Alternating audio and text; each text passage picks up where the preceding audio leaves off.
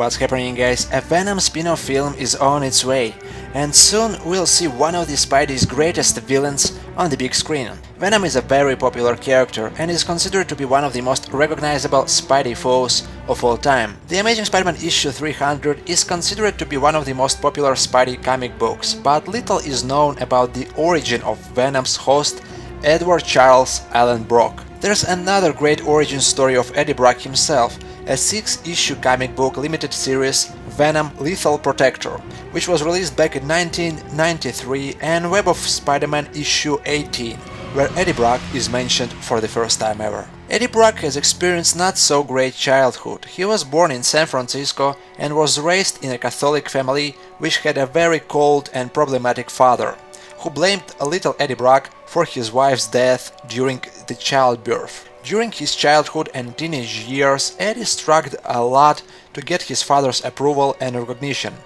In school, Eddie wasn't really a very sociable guy either.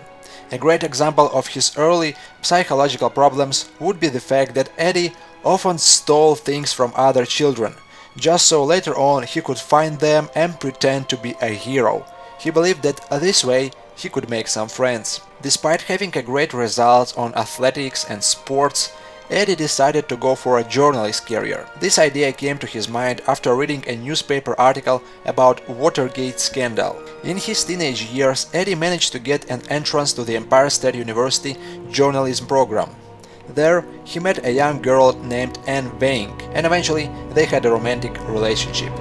After graduating, Brock married Anne and they moved to New York City. Eddie Brock later obtained a job as a journalist for the Daily Globe, a newspaper similar to the Daily Bugle, even though its nature and publications were far less revealed. Brock became a very successful journalist after writing a series of articles about the Sin Eater murders.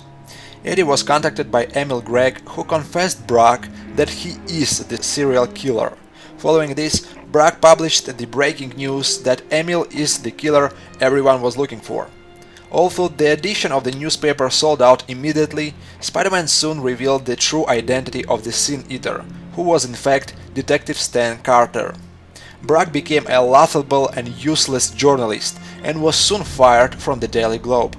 His future journalist career was over, his wife Anne left him, and eventually Brock blamed Spider-Man for ruining his life. Later on, Brock decided to work out every day for many hours, hoping that this intense physical workout will help to reduce his stress and depression. As a result, he became even more angry and his hatred towards Spider-Man has increased. Brock was full of hatred, and this is why Symbiote chose him as his next host. During this time, Peter already possessed the symbiote suit, which he first discovered during the Secret Wars storyline. Peter found out the symbiote during the Battle World, an event created by Beyonder, who gathered all the villains and heroes to fight each other. According to the Planet of the Symbiotes, a 5-issue comic book story arc, the Venom symbiote was pronounced insane by its own alien race, after they discovered how it can bond with living organisms and use it for its own purposes. The symbiote was then imprisoned on Battle World to ensure it didn't pollute the species' genetics. At some point during the massive battle, Spidey's costume was destroyed, and he came across this mechanism, what he believed was an alien clothing generator. By accident, Peter released the symbiote, and it instantly merged with his body, giving him all these new powers. Peter was impressed by his newly discovered abilities, until he got back to New York City, where he visited Fantastic Four in order to find out more about this mysterious alien being.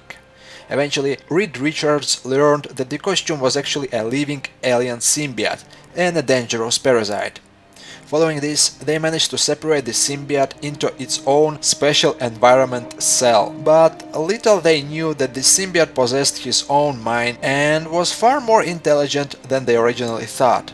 Later on, the symbiote escaped this cell and merged with Peter against his own will once again. Peter then brought the symbiote along with himself to the Our Lady of Saints Church, where he tried to get rid of it using the intense sounds of the massive bells. At the exact same time, Eddie Brock came into the church, where he prayed to God for forgiveness.